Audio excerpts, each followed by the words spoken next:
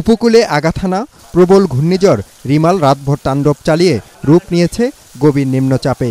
এর প্রভাবে রাজধানীসহ দেশের অন্যান্য স্থানে প্রবল বৃষ্টিপাত হচ্ছে। থেমে থেমে এই বৃষ্টিপাত মঙ্গলবার পর্যন্ত চলতে পারে বলে জানিয়েছে আবহাওয়া অফিস। পরবর্তী নির্দেশ না দেওয়া পর্যন্ত জেলেদের নিরাপদ স্থানে অবস্থান করতে বলা হয়েছে। সমুদ্র বন্দরগুলোতে নামিয়ে ফেলা হয়েছে 10 নম্বর মহাবিপদ সংকেত। পায়রা ও মংলা সমুদ্র বন্দরকে 10 নম্বর মহাবিপদ সংকেত নামিয়ে তার পরিবর্তে 3 নম্বর, আমি আবার বলছি 3 নম্বর স্থানীয় সতর্ক সংকেত দেখিয়ে যেতে বলা হয়েছে।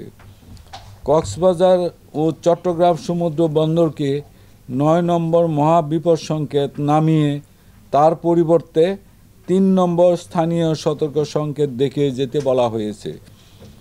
উত্তর বঙ্গোপসাগরে অবস্থানরত সকল মাছ ধরার নৌকা ও ট্রলারসমূহকে আগামীকাল 28 মে 2024 দুপুর পর্যন্ত নিরাপদ আশ্রয়ে থাকতে এবং পরবর্তীতে সাবধানে চলাচল করতে বলা হয়েছে।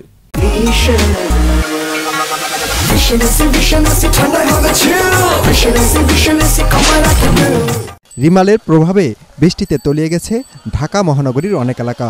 যানবাহন না পাওয়ায় কর্মস্থলমুখী মানুষকে পোহাতে হয় দুর্ভোগ। এর মধ্যে যারা যানবাহন পেয়েছেন পানির নিচে চাকা তলিয়ে যাওয়ায় তারাও পড়েন বিড়ম্বনায়। আমি রিক্সা নিয়ে পড়ে গেছি, রিক্সাওয়ালার একটা ক্ষতি হয়েছে না, আমার তো অবস্থা খারাপ। দেশের অবস্থায় সরকার যদি দায়িত্ব যারা আছে তারা যদি দায়িত্ব না করে তাহলে সাধারণ মানুষের একটা ক্ষতি না। ঠিক মতো কামাই রোজগার করতে পারতাছি না। এই যে সকালকার থেকে গাড়ি নিয়ে বেরিয়েছি, এই বেলা মাত্র 200 টাকা কামাই করছি। লোকজন নাই, রাস্তাঘাটে যাত্রী নাই, কোনো ভাড়া কাটতে পারতাছি না। মানে বৃষ্টিটা হইলে মানে মাজা অ্যাকাউন্ট ইয়ার মধ্যে নয় হয়ে যায় পানি, এখন যাতায়াতের অসুবিধা হইতে আছে। এদিকে দুর্যোগপূর্ণ আবহাওয়ার কারণে 2 ঘন্টা বন্ধ থাকে মেট্রো রেল চলাচল।